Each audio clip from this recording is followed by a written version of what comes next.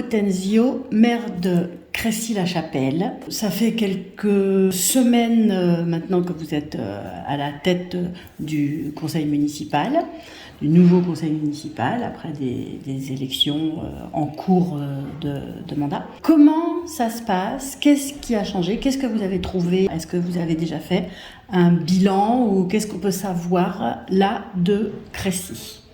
Alors, les dernières élections ont eu lieu le 4 décembre. Je suis installée en tant que maire depuis le 9 décembre 2022 et avec mon équipe, nous sommes au travail depuis maintenant quasiment, 3 mois. Donc, la priorité qu'on s'était donnée, c'est de faire un petit peu le point sur l'aspect financier.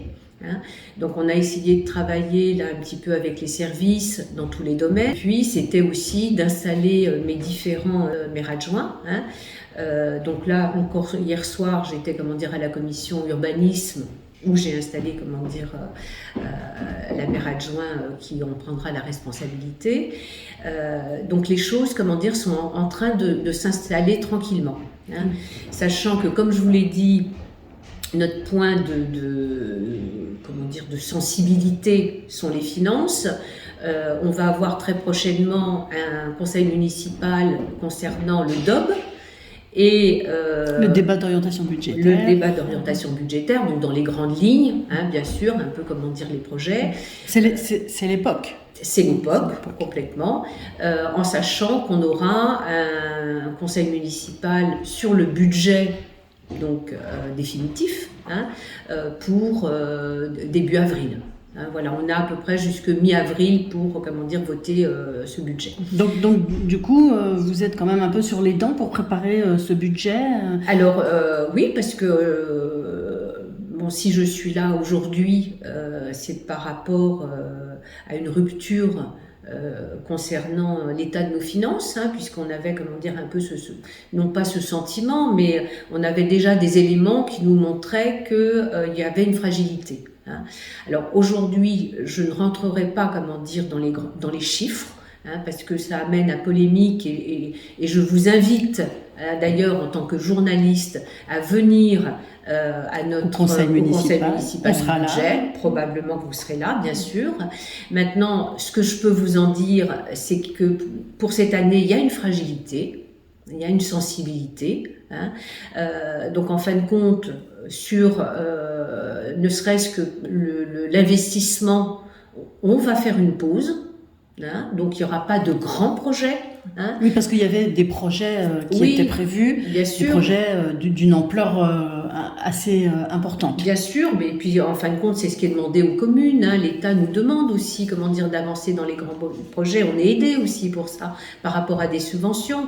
L'année 2023, pour nous, c'est une pause par rapport à ces investissements. Il y aura des choses, mais en termes de grands projets, cette année, je peux dire qu'il n'y aura pas de démarrage. La preuve, puisque le dernier conseil municipal, on a abandonné officiellement le projet de maison médicale, qui faisait partie des grands projets. Ouais.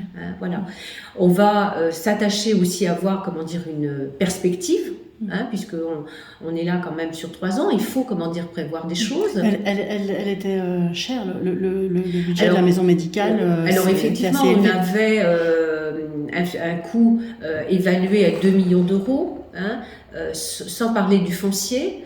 2 millions d'euros qui probablement auraient été au-delà, parce qu'aujourd'hui on a des coûts matériaux qui sont plus importants. Donc je pense qu'effectivement on aurait été au-delà.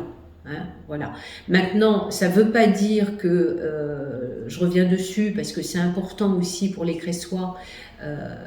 Pas de maison médicale, ça veut dire pas d'arrivée de médecins. Non. On essaye de travailler, avec les médecins en place pour que d'autres médecins arrivent sur la commune, sachant qu'aujourd'hui, on a une structure qui héberge les médecins actuels. On a 2 médecins, actuellement, plus des paramédicaux. Et dans ce bâtiment, nous avons 2 cabinets médicaux qui sont vides. C'est quel bâtiment?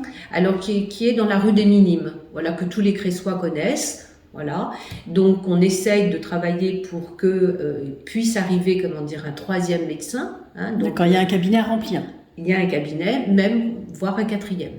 Voilà. Donc, je fais un appel, puisque là, je suis filmée et que j'ai cette possibilité-là. Si des médecins veulent rejoindre Crécy-la-Chapelle, venez nous voir, venez me voir en tant que maire, venez voir vos collègues médecins. Nous vous présenterons, comment dire, Crécy-la-Chapelle, qui est vraiment, comment dire, une commune où on vit bien, voilà.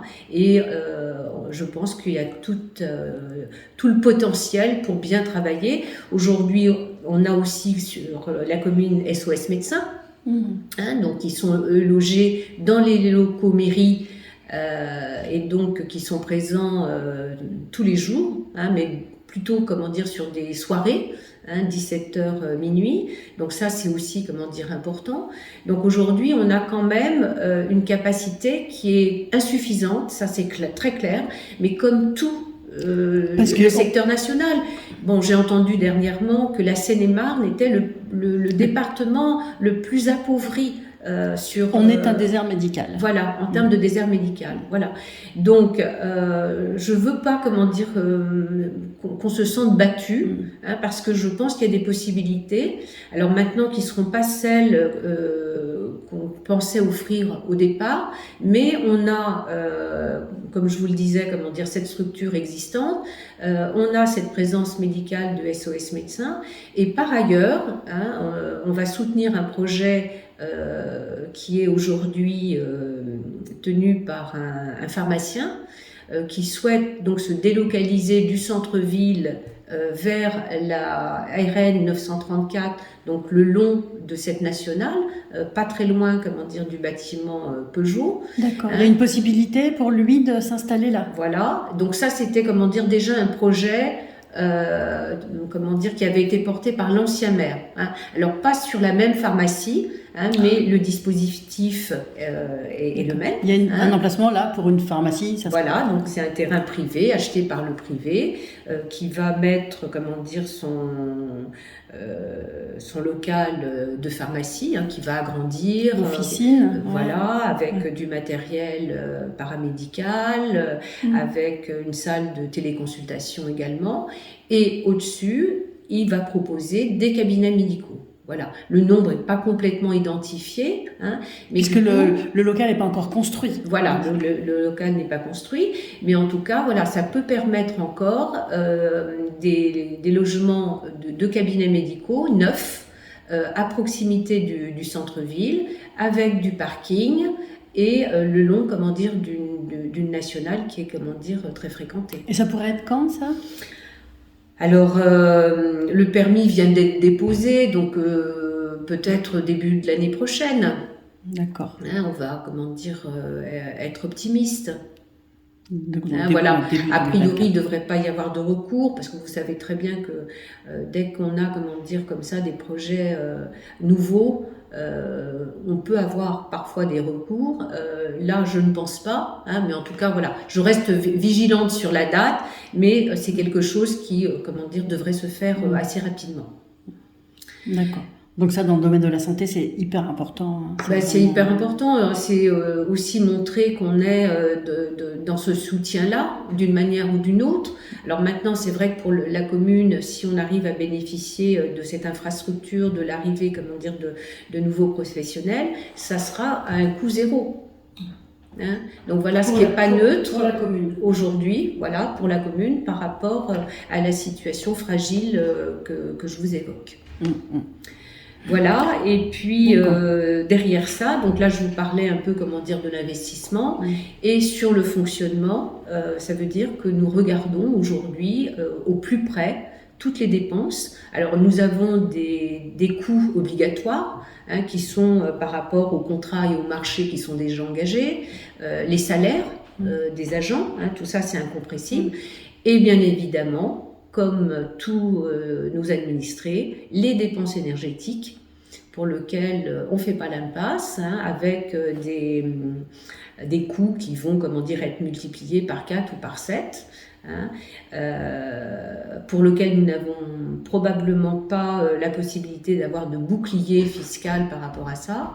Donc c'est vrai que là, il va falloir que tout un chacun comprenne que la commune va devoir s'engager à faire des économies. Hein. Donc on a commencé ce début d'année avec une diminution du chauffage. Il y a eu un mécontentement au niveau notamment des associations et ça, comment dire, encore une fois, je le comprends parfaitement.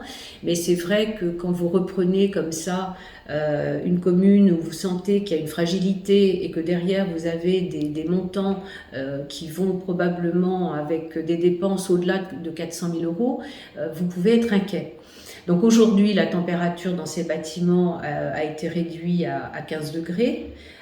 Par contre, donc c'est quel bâtiment? Alors c'est tout ce qui est bâtiment qui intègre les locaux associatifs, le gymnase notamment, on a la bibliothèque. Voilà. Donc le chauffage n'a pas été coupé? Non, mais il a été remis à 15 degrés. Voilà. Et par contre, il sera mis hors gel sur les vacances scolaires. Voilà. Il n'est pas utilisé durant ce Alors temps-là. très peu. Alors pour certains comment dire l'utilisent, hein, mais bon voilà, il faut que j'arrive comment dire à avoir des économies d'énergie d'une manière ou d'une autre. Aujourd'hui, c'est vrai que nos locaux on les met à disposition gratuitement des associations. Voilà, on les subventionne. Je pense véritablement que chacun, il faut qu'ils intègrent, comment dire, cet élément. C'est une charge réelle pour la commune. Donc, en fin de compte, l'argent public, c'est l'argent de tout un chacun.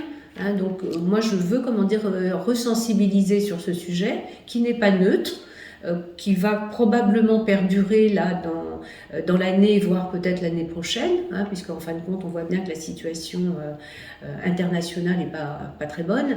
Donc voilà, vigilance. Et alors, je reste, comment dire, dans la communication, c'est important. Voilà, ma porte est ouverte, on peut en discuter, on peut revoir, comment dire, nos arbitrages, mais il faut que j'ai quand même une ligne de conduite, hein, par rapport à ces économies.